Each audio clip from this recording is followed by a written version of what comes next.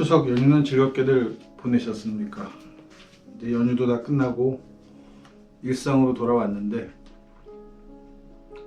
생각보다 코로나 확진자가 너무 많이 생겨서 걱정입니다. 하루빨리 이 문제가 해결이 돼야 가난한 사람들, 장사하는 사람들도 그렇고 또 대학 다니는 학생들도 그렇고 여러 가지로 문제가 많은데 하루속히 종식되기를 기도해 봅니다. 오늘 말씀은 마가복음 9장 33절에서부터 37절까지 말씀인데, 이 말씀은 누가 더 제일 높으냐 이런 얘기를 했다는 거예요. 이게 마태복음에도 기록되어 있고 누가복음에도 기록되어 있습니다. 이 이야기가 지금 예수와 가다가 제자들이 말을 잘 안 하니까 너희가 길에서 무슨 일로 다투었느냐 하고 물었는데, 제자들은 누가 첫째냐, 우리들 중에 제자들의 순위가 어떻게 되느냐를 가지고 다퉜기 때문에 뭐라고 대답하지 못했다라고 이야기합니다. 여기는 제자들만 이렇게 싸운 걸로 나와 있는데, 또 다른 복음서에는 부모들까지 합세해서 예수가 유대 왕이 되었을 때, 제가 독립운동을 했다고 말씀을 드렸잖아요. 유대 독립운동. 유대가 독립의 성공, 로마로부터 독립을 해서 새로운 왕국을 건설하게 됐을 때 예수가 왕이 된다면 첫 번째 자리에 누가 올라갈 것이냐, 이걸 가지고 제자들뿐만 아니라 부모들까지도, 가족들까지도 다툼이 심했다는 거예요. 이 문제는 현실 정치에서도 별반 다르지 않습니다. 제가 과거 경험으로 어떤 대통령 후보 선거운동단에서 젊을 때 잠깐 일을 한 적이 있었는데, 이게 결론적으로는 그 사람은 떨어졌죠.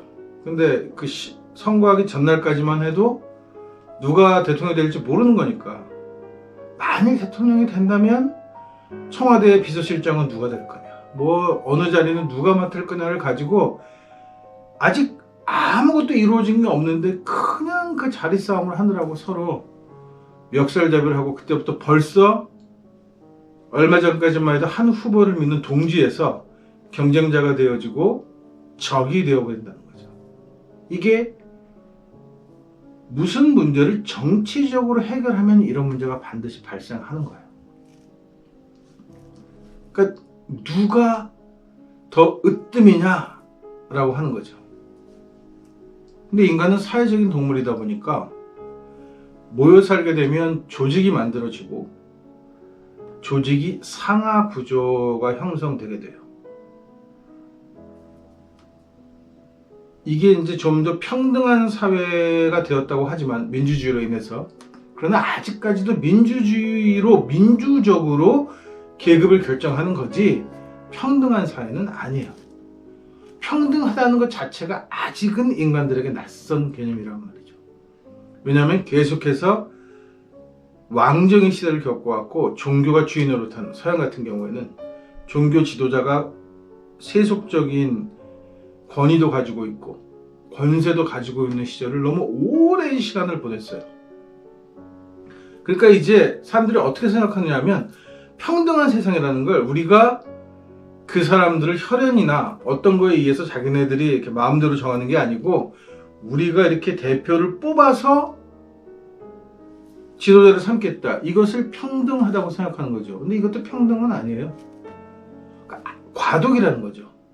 모두가 평등한 사회로 가기 이전에 지도자를, 계급을 정함에 있어서 계급이 혈연이나 지연이나 학연 이런 걸로 결정되는 게 아니고, 다수의 공동체의 사람들이 원하는 사람을 지도자로 내세운다는 것. 그게 결국은 뭐냐면 계속해서 계급 사회를 계속 유지해 가는 건데, 이 유지하는 방법이 무엇냐가 민주주의라고 얘기하는 거지, 계급 사회에서 평등 사회를 건너는 건 아니에요.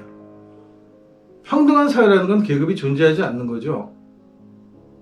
정치가가 권력일 수 없습니다. 평등한 사회에서는 법이 권력일 수 없어요. 법은 그 공동체를 유지하기 위한 어떤 제재력을 갖고 있는 것 뿐이죠. 그게 권위가 아니란 말이에요. 그걸로 인해서 뭔가 다른 이익을 얻어낼 수가 없는 거예요. 정치도 마찬가지예요. 정치는 정치라는 분야에 있어서 그걸 전문적으로 하는 사람들이지, 그 사람들이 우리 지도자도 아니고, 그 사람들이 우리의 어떤 그 윗사람이 상전이 아니란 말이에요. 투표로 뽑아서 상전이 아닌 게 아니라 사실 현재 구조는 상전이에요. 계급사회잖아요. 대통령이 있고 국무총리가 있고 누가 순서대로 쭉 계급을 정해놓은 이 계급사회 아니에요. 평등한 사회는 아닌 거죠. 자기의 재능과 능력에 의해서 자기를 함으로써 공동체가 돌아가는 사회는 아니란 말이에요. 아직 그런 사회로 인간은 가지 못했어요. 사실 어떤 면에서는 가려고 하지도 않아요. 왜냐하면 오늘 제자들의 모습에서 그런 모습이 보이는 거예요. 인간들의 욕망에는 항상 첫 번째가 되겠다, 남보다 위에 올라서겠다는 욕망이 강하게 자리 잡고 있기 때문이에요. 근데 예수는 이 문제에 대해서 극명하게 대답을 합니다. 첫 번째가 되고 싶으냐? 너희가 사람들을 통솔하고 사람들 위에 군림하면서 사람들보다 높은 지위에 있고 싶으냐? 그렇다면 너희는 꼴찌가 되어야 한다 라고 얘기하는 거예요. 그러면서 그냥 모여있는 어린아이 중에 누구 하나를 데려오는 겁니다. 그리고 이 아이를 섬겨야 한다 라고 이야기하는 거예요. 여기서 어린아이라는 건 그냥 유대인에서 어린아이라는 건 인간이 아직 되지 못한 반푼 인간인 거예요. 인구 조사할 때 숫자에도 넣지 않았어요. 성인이 되기 전까지는 그냥 미숙한 존재고 그냥 반쪽짜리 인간인 거예요. 여자와 아이를 그렇게 생각했단 말이에요. 유대인 남자가. 그러니까 예수가 아이를 데려왔던 건 이 아이가 순수하다, 순진하다 이런 얘기를 하면 안 되는 거예요. 유대 사회에서의 아이라는 건 아직 인간이 되지 않은 반푼을 얘기하는 거란 말이에요. 반푼 인간. 그런 인간을 주인처럼 섬기는 자라야만 첫째가 될 수 있다, 이렇게 얘기하는 거예요. 어린아이는 자기 욕망밖에 없습니다. 그걸 아이라고 부르는 거예요. 자기가 좋으면 좋고 자기가 싫으면 싫은 거예요. 이게 옳고 그름의 판단력이 무딘 거란 말이에요. 그런 사람들조차도 섬길 수 있어야만 첫째가 될 수 있다라고 얘기하는 거예요. 이게 뭐냐 하면, 사람들이 가지고 있는 욕망, 일반적으로 능히 짐작할 수 있는 성인들의 욕망뿐만 아니라 아이들의 욕망은 짐작이 잘 안 돼요. 왜 우는지 모를 때가 많단 말이죠. 그것까지도 수용하고 이해하고 그것이 무엇인지 알만한 능력이 되지 않으면 첫째가 될 자격이 없다라고 얘기하는 거예요. 그래서 어린아이를, 이렇게 보잘것없는 어린아이를 섬기는 것, 내가 볼 때 시원찮은 사람들, 자립하지 못한 사람들, 굶주리고 힘든 사람들을 보살피는 것이 곧 나를 받아들이는 것이다. 나가 예수죠. 너희가 나를 스승으로 따르는데, 너희가 스승으로 따르는 것처럼 그런 사람들을 너희가 받아들이지 않으면 너희가 나를 스승으로 섬기는 것이 아니다라고 얘기하는 거죠. 예수의 삶이 그렇기 때문이에요. 예수는 철저하게 이웃을 위해서 살아갑니다. 자기를 위해서 사는 게 아니거든요. 그러니까 그 예수를 따라가겠다고 하면 그 제자들의 삶 역시도 자신을 위한 삶이 아니고 온전히 이웃을 위한 삶이 되어야만 예수의 제자가 될 수 있는 거예요. 그 예수의 제자가 된다는 건 또 무슨 의미냐 하면, 신의 제자가 된다는 것, 신의 부름과 신의 뜻을 살아간다는 것은 그렇게 가장 작고 어렵고 힘든 사람을 돌보는 마음이 없으면, 그들을 진정으로 내가 섬기며 보호할 마음이 없으면 신을 섬기는 것도 아니다라고 얘기하는 거예요. 이걸 기독론으로 이해하면 안 됩니다. 어린아이를 받아들이면 예수를 구세주로 받아들이게 되는 거고, 그 구세주로 받아들이는 것이 곧 야훼, 유대신 야훼를 창조주로 받아들이는 거다, 이렇게 설명하면 안 돼요. 이 문장은 그런 의미가 아니란 말이에요.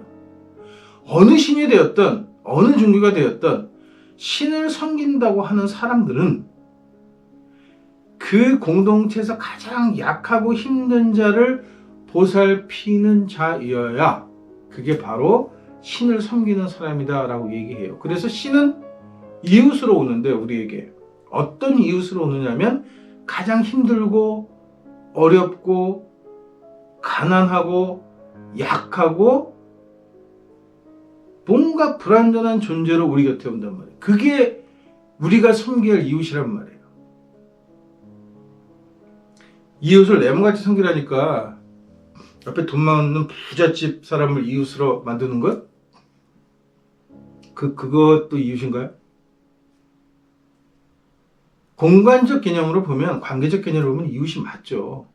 근데 예수가 말하는 이웃은 그게 아니에요. 우리가 이웃을 사랑하라고 했을 때 이웃은 기득권자가 아니에요. 이웃은 내가 아는 사람들이 아니고 이웃은 가족이 절대 아니에요. 예수가 사랑하라는 이웃, 그 이웃을 통해서 예수를 만나고 신을 만나게 되는 그 이웃의 존재는, 오늘 예수가 지자들과 이야기하다가 느닷없이 낯도 모르는 어린아이를 딱 대놓고 얘를 섬겨야 된다고 얘기하는 것처럼, 정말 우리가 잘 모르지만 누가 봐도 어렵고 힘든 존재를 우리가 감싸 안고 사랑하는 것을 이야기한단 말이죠. 그런 존재가 바로 이웃이라는 말이에요. 그러니까 첫째가 되겠다, 둘째가 되겠다, 셋째가 되겠다고 하는 것은 예수의 입장에서 볼 때는 의미가 없는 거예요. 왜냐하면 예수가 원하는 하나님 나라는 평등한 나라니까. 누가 누구에 군림하거나 계급으로 존재하는 사회가 아니고 모두가 다 평등한 사회를 예수께서는 꿈꿨단 말이에요. 그러니까 제가 바울은 양아치고 사기꾼이라고 말씀드리는 거예요. 왜냐하면 바울이 만든 교회는 애당초부터 누구를 세워요. 누구를 세운다는 말이 뭐냐 하면 그 사람을 지도자를 만들고 계급을 만드는 거예요. 이 사람을 따라가게끔 하는 거란 말이에요. 예수의 생각과 전혀 다른 생각이에요. 그러니까 이 계급적인 사고방식에서 절대 못 벗어나요, 바울은. 왜냐면 그걸 선호해요. 바울은 존경받기 좋아하고 자기를 선생님 부르기라고 좋아하고, 그걸 넘어서 나도 사도야 하는 소리를 듣고 싶어 했더니 멍청이란 말이야. 아주 이 대접받는데 환장한 놈이란 말이야, 이놈이. 그러니까 바울이 그냥 교회를 만들어 놓고 헌금을 걷어들여야지, 그 헌금으로 선교 여행이 없이 그냥 전 세계를, 당시 전 세계를 돌아다니면서 그냥 지가 하고 싶은 개소리를 막 떠드는 거, 이거를 전도라고 생각했단 말이에요.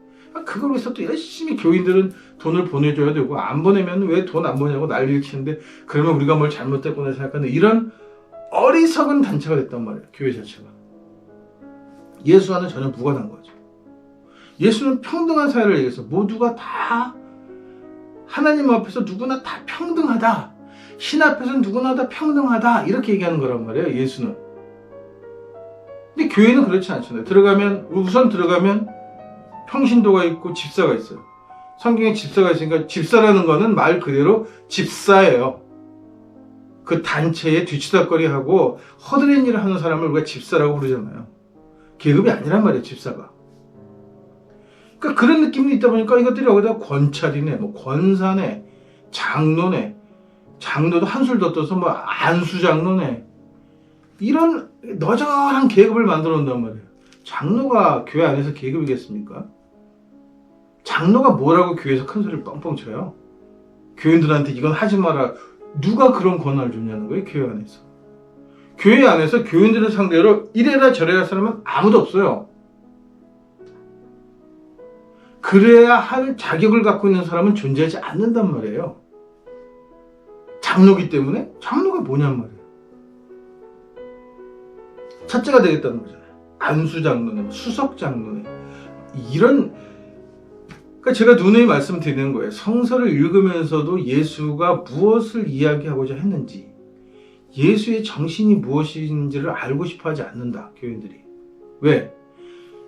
기독교라고 하는 바울의 종교, 바울의 교회 자체가 예수의 말씀에는 전혀 관심이 없으니까 안 들어요. 그걸 들으면 돈이 안 되거든. 예수의 말을 따라하면 교회가 큰 교회가 돼서 세력이 될 수 없어요. 세력이 될 수 없으니까 많은 돈을 헌금을 거둬들여서 교인들이 부자가 될 수 없어요. 권력이 될 수 없어요. 그러니까 예수의 말은 귀를 딱 닫는 거예요. 왜냐하면 예수는 그런 세상을 원하는 게 아니란 말이에요.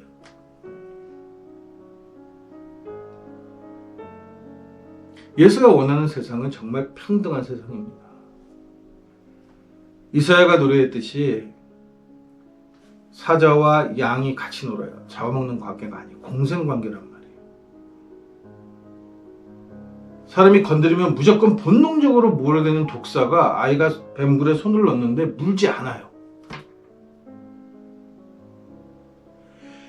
이사야의 낙원 그리고 예수가 꿈꾸던 세상은 정말 아무 조건 없이 모두가 다 신 앞에서 평등한 세상을 이야기합니다.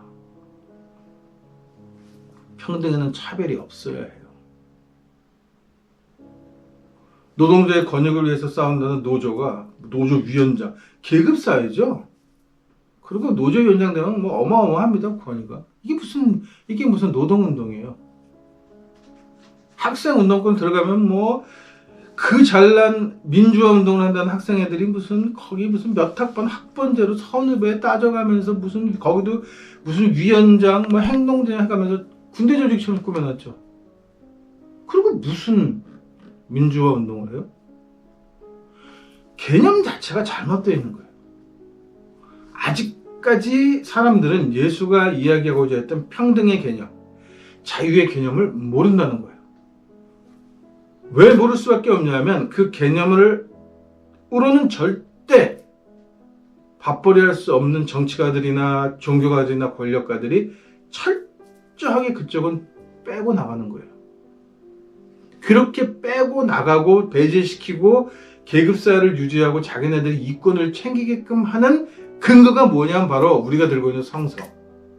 바울의 기독론으로 바울 패거들이 편집한 성서 때문에 이 성서를 읽게 되면 자연스럽게 노예는 주인에게 복종하라는 이야기가 고개 끄덕이며 아멘하게 되어진다는 거예요. 잘못 만들어진 책이고 잘못 편집된 책입니다. 예수의 생각과는 전혀 무관한 책이란 말이에요. 그러니까 여러분이 성서를 읽으실 수 있어요. 읽으면 좋죠.